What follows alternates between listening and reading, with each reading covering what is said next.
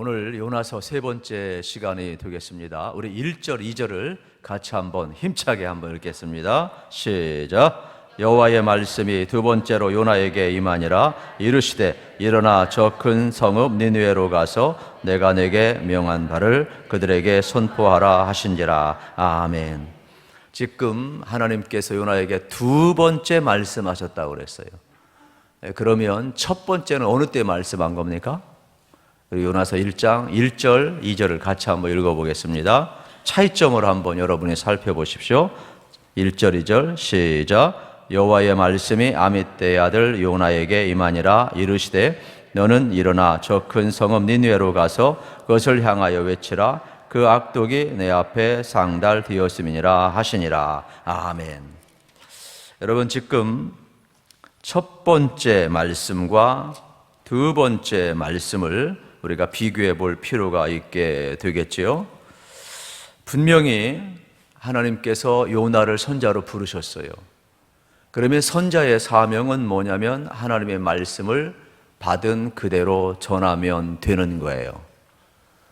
그런데 첫 번째 말씀을 받은 내용을 보게 되면은 2절에 보십시오. 너는 일어나 저 큰 성읍 니느웨로 가서 그것을 향하여 외치라. 그 악독이 내 앞에 상달되었음이니라 하시니라 말씀하고 있어요. 외치는 내용이 뭐예요? 니느웨 성에 악독이 가득하다. 그러므로 하나님이 다 보고 계시다. 하나님이 심판하신다. 회개할지어다. 이러한 내용이 하나님이 주신 메시지가 되겠지요. 그런데 여러분, 두 번째 요나가 지금 어떻게 하고 있습니까? 내가 내게 명령한 것을 그들에게 선포하라 이야기를 하고 있어요. 그런데 3절, 4절에 보게 되면은 여러분 어떻게 하고 있어요? 그 악독이 가득하다. 하나님이 주신 말씀을 그대로 전하지 않고 있어요. 이게 왜 이렇게 위험한 내용이 되느냐면, 여러분, 메신저는 하나님의 말씀을 받고 하나님의 말씀을 전하는 게 메신저예요. 그런데 참 안타까운 것은 가장 앞서가는 미국에서 여러분, 강단에서 울려 퍼지는 우리가 모방하고 우리가 그토록 좋아하는 수많은 모든 설교 메시지의 97%가 성경과 상관이 없어요. 우리는 그런데 그걸 모델로 삼아요. 우리는 그걸 그대로 또 카피를 해요. 그런데 통계는 97%가 성경과 상관이 없대요. 더 큰 문제는 뭐냐면 대한민국은 통계가 없어요.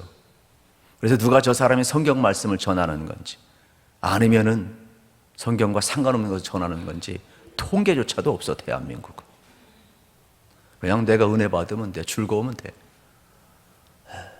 이게 성경이냐 성경이 아니냐 정말로 중요한 건데, 메신저의 사명은 하나님의 말씀을 여러분 받아서 전하는 거거든요. 왜 이게 중요하냐면, 이단들, 여러분 어쩌면은 저와 여러분보다도 더 성경 잘 알지도 몰라요. 더 잘 믿을지도 몰라요. 가르치는 사람도요, 더 잘 가르칠 몰라요. 그런데 99가지를 잘 가르치고 진짜처럼 이야기했어도 진짜 한 가지 성경에서 어긋나면 그것은 이단이 되는 거예요. 얼마나 위험한지 몰라요. 그런데 우리는 그런 분별 능력이 없어요. 그래서 순수한 사람들이 쉽게 이단에 빠지는 경우가 되게 많아요. 그래서 웬만한 데면 은사 집회 가지 말라고 하고, 어디 가지 말라고 그러고, 신령한 사람이 있다, 예언의 은사 있다, 신의 은사 있다, 쓸데없이 가지 말라고 하는 이유가 뭐냐면 그 사람들이 나빠서가 아니라 대부분 다 타락한 경우, 이단에 빠지는 경우 보면 다 그 루트를 통해서 전부 다 빠졌어요. 그리고 그 하나가 다르기 때문에 항상 어려움이 있음을 발견하게 되는 것이죠. 오늘 우리의 신앙의 기준도 여러분 마찬가지예요. 그래서 저도 이제 배운 겁니다만은 예수님이면 충분하고 성경 통독에 가보면 성경을 딱 들고 그래. 성경 한 권이면 충분합니다. 막 이렇게 이야기를 하거든요. 오늘 우리도 마찬가지가 되겠죠. 요나도 마찬가지가 되겠어요. 그래서 요나에게 여러분 하나님이 첫 번째 하신 말씀은 그 악독이 내 앞에 상달되었다. 그러니까 뭘 외쳐야 되는 거예요? 요나는 니느웨 성에 가서 너희들의 죄악이 하나님 앞에 다 상달되었어. 하나님이 다 보고 계셔. 하나님이 심판하실 거야. 그럼 너희들 빨리 회개하고 돌아와. 이러한 내용을 그대로 외쳐야 되는 내용이 바로 하나님이 주신 말씀이 되겠습니다. 그런데 오늘 3절, 4절을 같이 한번 읽어보도록 하겠습니다. 3절, 4절 시작. 요나가 여호와의 말씀대로 일어나서 니느웨로 가니라. 니느웨는 사흘 동안 걸을 만큼 하나님 앞에 큰 성읍이더라. 요나가 그 성읍에 들어가서 하루 동안 다니며 위쳐 이르되 40일이 지나면 니느웨가 무너지리라 하였더니. 아멘. 여러분 잘 보세요. 지금 하나님이 주신 말씀은 없어요. 그리고 지금 요나가 어쨌든 죽었다가 살아났으니까 일어나서 회개하고 가긴 가는데 온전한 회개가 아님을 우리 이제 볼 수가 있게 되는데, 니느웨는 사흘 동안 걸어갈 만큼 하나님 앞에 큰 성읍이라 그랬어요. 그러니까 니느웨 성은 작은 성이 아니에요. 아수르의 수도예요. 큰 성이라는 것은 사이즈도 크고 좌우를 분별하지 못하는 12만 명이 있다고 하니까 그 당시 적은 도성이 아니지요. 그리고 사흘길을 걸어간다 하니까 여러분 넓은 지역이 되겠죠. 이거는 어떤 숫자적인 의미가 아니라 큰 성읍이라는 것은 하나님이 동일하게 이방인도 사랑한다는 뜻이에요. 하나님은 모든 죄인들을 구원의 대상으로 보고 사랑의 대상으로 보고 있다는 것을 여러분 이렇게 표현을 하는 거예요. 이스라엘은 자기들만 하나님의 사랑의 대상으로 생각을 하고 선민사상으로 생각하는데 아니다. 하나님은 동일하게 저 큰 성읍 니느웨도 내가 사랑한다라는 거예요. 그런데 요나는 그 성읍에 들어가서 하루 동안만 다녔어요. 앞부분에는 사흘 동안 걸어 다닐 만큼 큰 성읍이라 그랬는데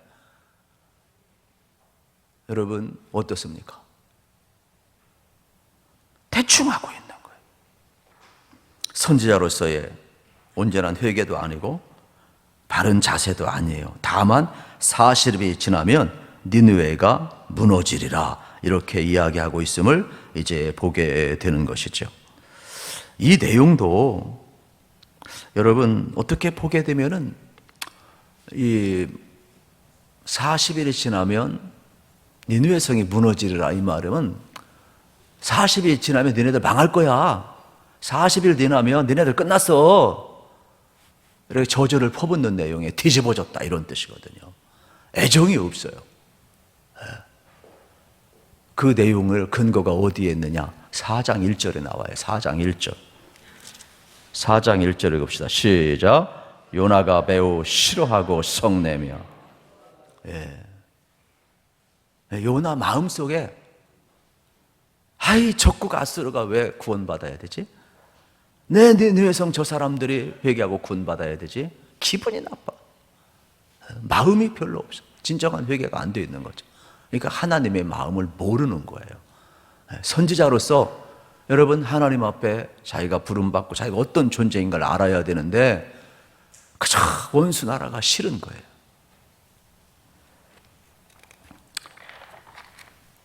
요나는 니느웨 성의 구원을 별로 좋아하지 않았어요. 다만 이제 큰 물고기 뱃속에 3일 있다가 토해냄을 받고 살아나서 이제 결국 하나님 앞에 이제 사명을 감당하기 위해서 그가 이제 새롭게 여러분 하나님 앞에 서약을 한 건 아닙니까? 그리고 그냥 흉내만 내고 있지요.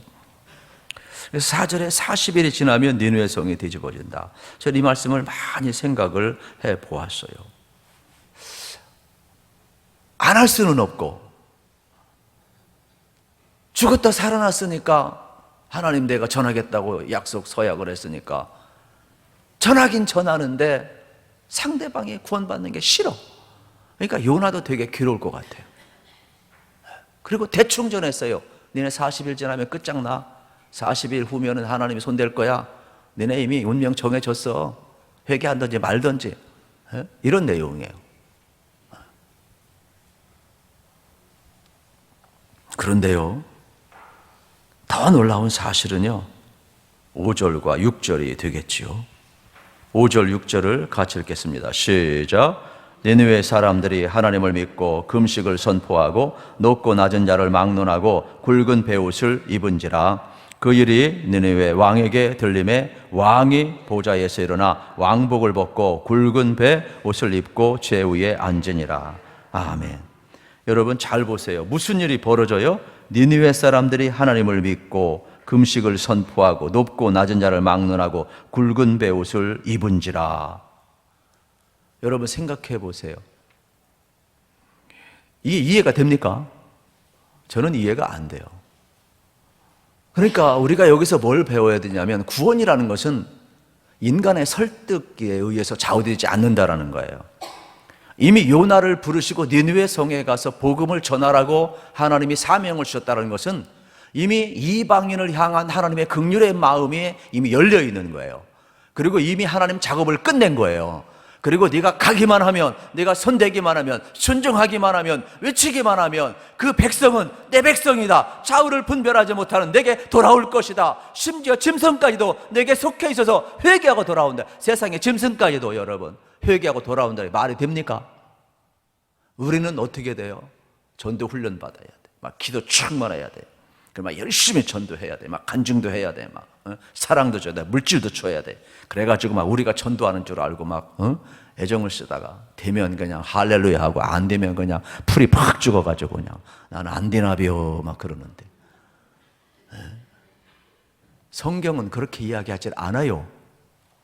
인간의 요나의 설득에 좌우되는 게 아니에요. 이미 구원은 여러분 하나님의 긍휼하심이 열린 자에게 여러분 일어날 줄로 믿습니다. 우리는 그걸 모르는 거예요.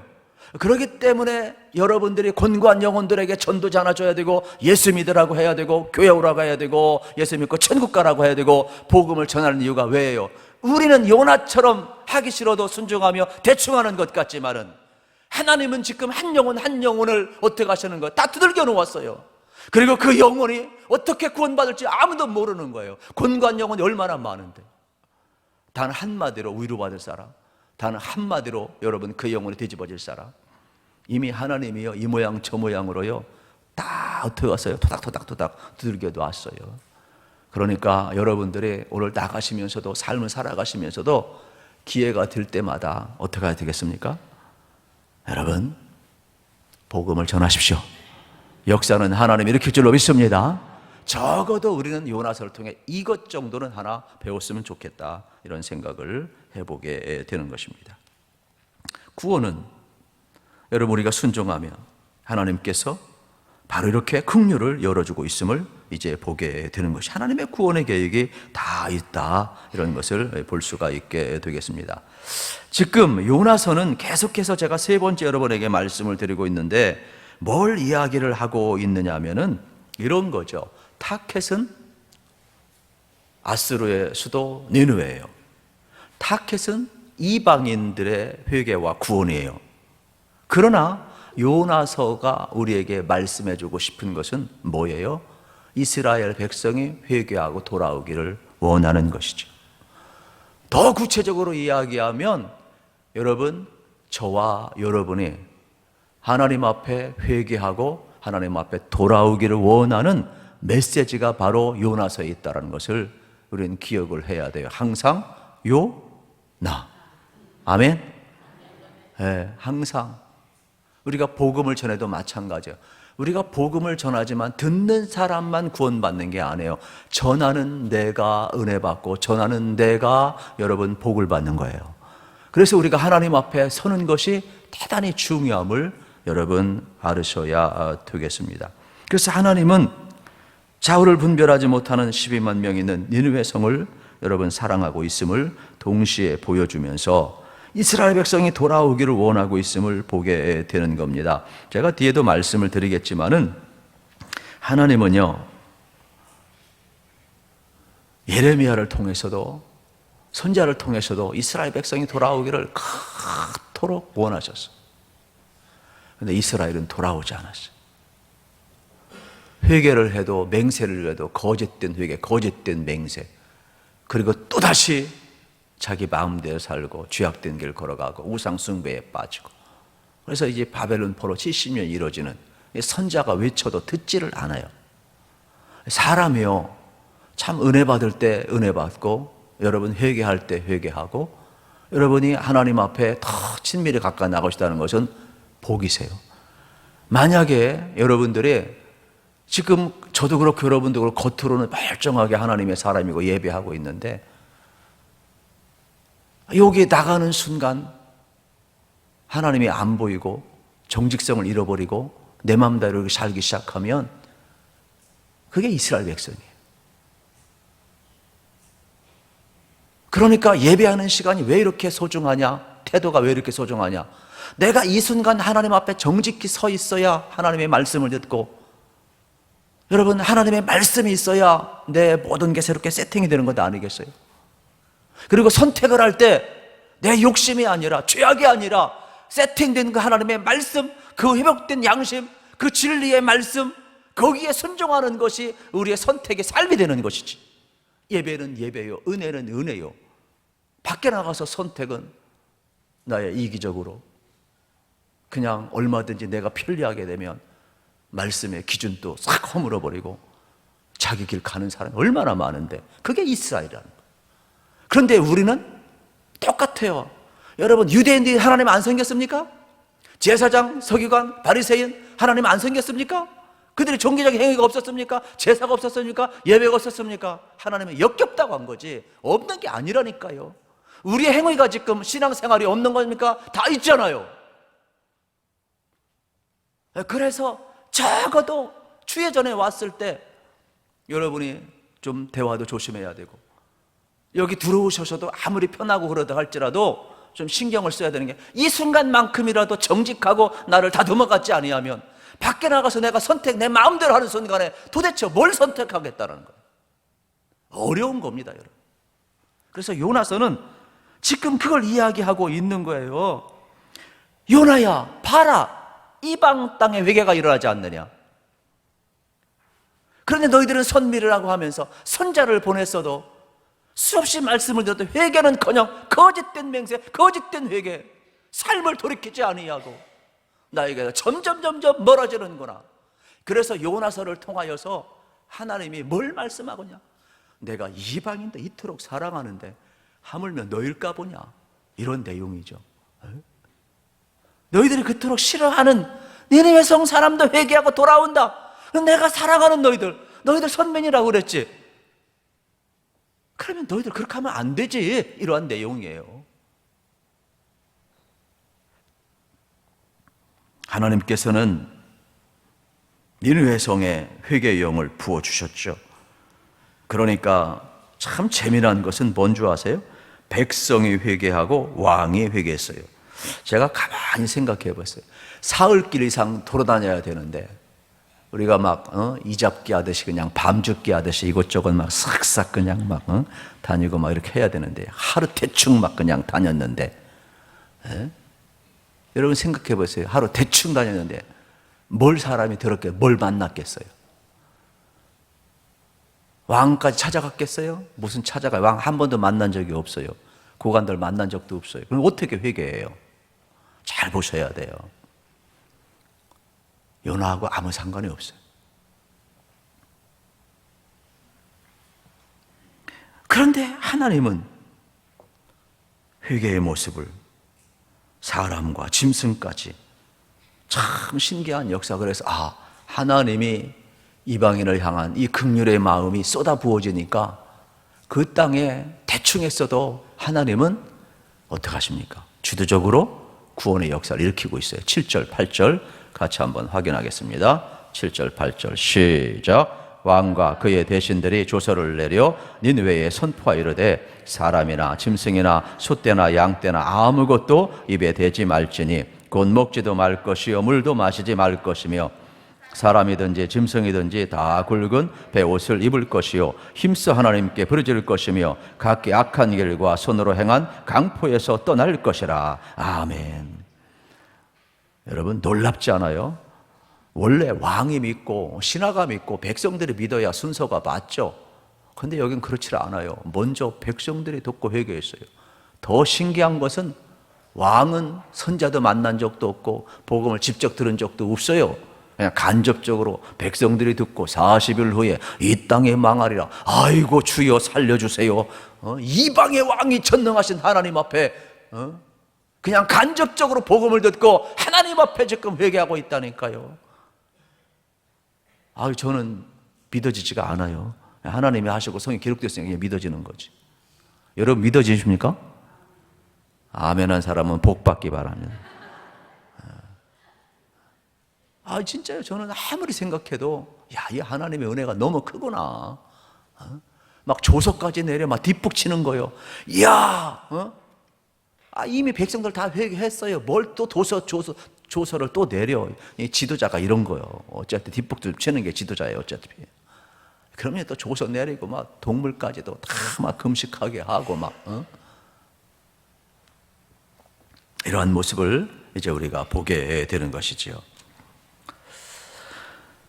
어쩌면은 니느웨 성은 여러분 하나님의 긍휼하심을 지금 받고 있음을 보게 됩니다. 그래서 결론이 뭐냐?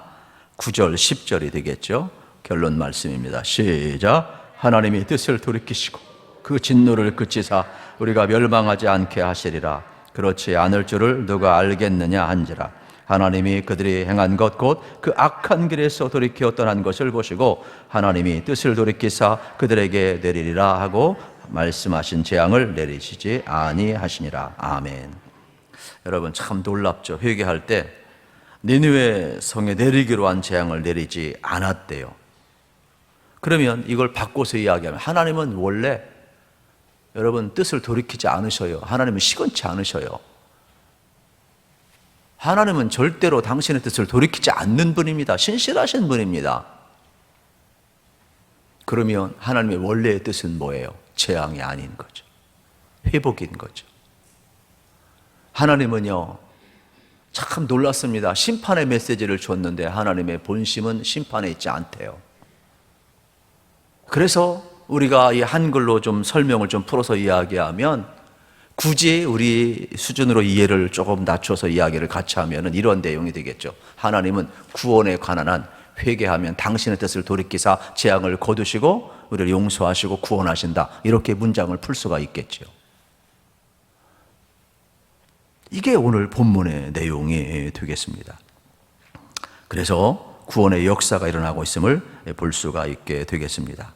오늘 여러분 우리가 니느웨를 또 통해서 또 요나서를 통해서 배워야 될 것이 뭐냐?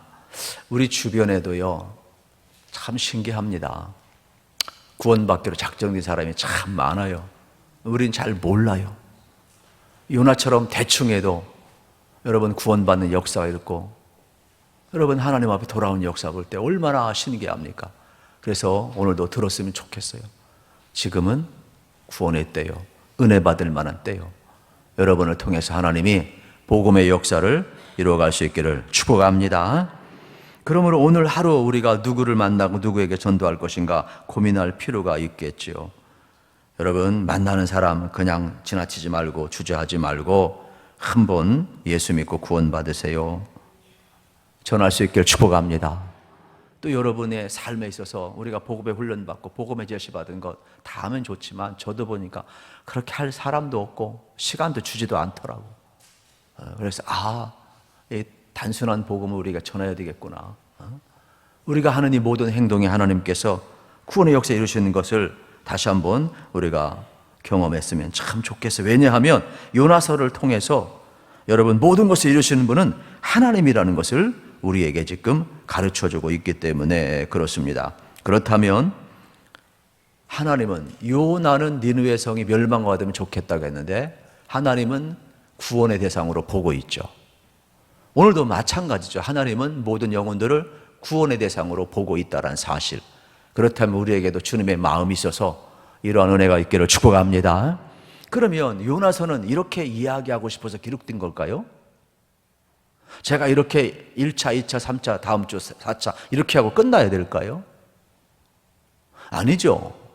요나서가 기록된 목적과 예수님께서 요나의 표적을 들고 나온 목적은 분명히 이유가 있는 것을 여러분 알으셔야 되겠죠. 예를 들면 이러한 내용이 되겠습니다. 누가복음 11장 한번 찾아보세요. 누가복음 11장 29절을 같이 한번 읽어보겠습니다. 누가복음 11장 29절 같이 읽겠습니다. 112면이 되겠습니다. 누가복음 11장 29절입니다. 시작. 무리가 모였을 때에 예수께서 말씀하시되 이 세대는 악한 세대라 표적을 구하되 요나의 표적밖에는 보일 표적이 없나니. 아멘. 여기 무리가 모였다. 이스라엘 백성을 이야기하는 거예요.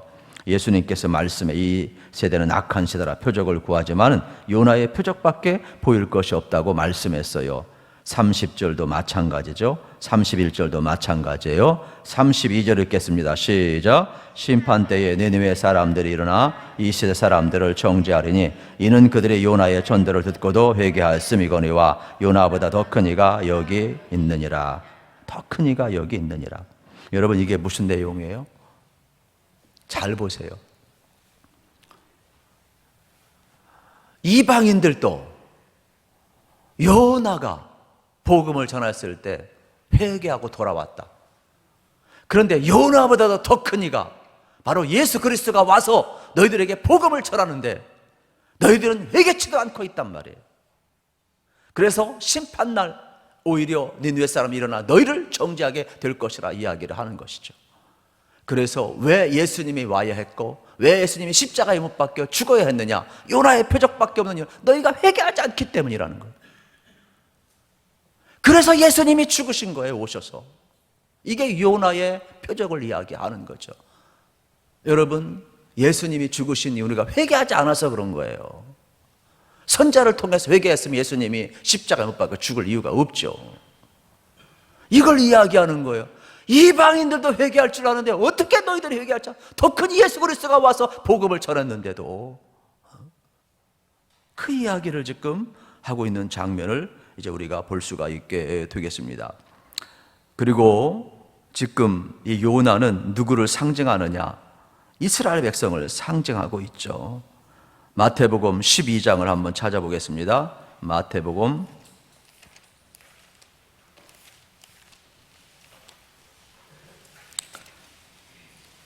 마태복음 12장 38절 40절까지 읽겠습니다. 같이 읽읍시다. 시작. 그때의 서기관과 바리새인 중 몇 사람이 말하되 선생님이여 우리에게 표적 보여주시기를 원하나이다. 예수께서 대답하여 이르시되 악하고 음란한 세대가 표적을 구하나 선지자 요나의 표적밖에는 보일 표적이 없느니라. 요나가 밤낮 사흘 동안 큰 물고기 뱃속에 있던 것 같이 인자도 밤낮 사흘 동안 땅속에 있으리라. 아멘. 여러분 잘 보셔야 돼요. 지금 저주받은 이방 땅 니느웨 사람도 대충 요나가 전에도 회개하더라. 심지어는 동물들도 회개하더라. 개들도 회개하더라. 니들은 뭐냐 이 말이에요. 그래서 예수님이 회개 찾는 너희들, 예수님이 그래서 오셔서 십자가에 죽었다는 거죠. 이게 요나의 표적이라는 거죠. 죄인 된 우리를 사랑한 하나님의 방식이 요나서에 나와 있는 거예요. 그리고 요나서는 죄인을 얼마나 사랑하시는가를 보여주는 내용이 되겠죠. 불순종한 요나 끝까지 추적하셔서 회복시키시고 버리면 끝나는 건데 요나서는 불순종하고 끝나면 돼요. 또 딴 사람 사용하면 끝나는 거예요. 하나님은. 근데 그렇게 안 하셔. 불순종하면 끝 아닙니까? 근데 하나님은 그렇게 안 하셨다니까요.